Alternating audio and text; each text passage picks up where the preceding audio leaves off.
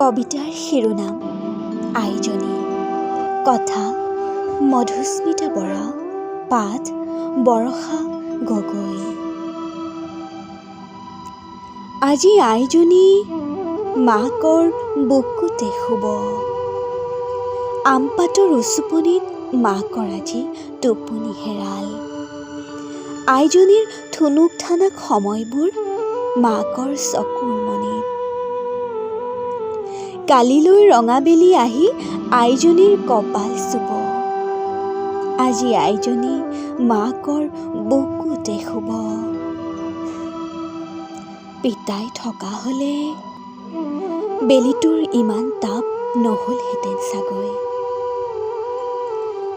লাহে লাহে আইজনীৰ চকুৰ কোণত দুটোপাল নিয়ৰ বাগৰিল। তাই জানে কালিলৈ তাইৰ বুকুৰ পথাৰখন ভাগ ভাগ হ'ব। জেউৰা শুকান হৃদয়খনত তাই জেউৰাৰ ইপাৰে থাকি ৰ'ব। চকুত জুই লৈ আইজনী যেন হেৰাই যাব, আজি আইজনী মাকৰ বুকুতে শুব।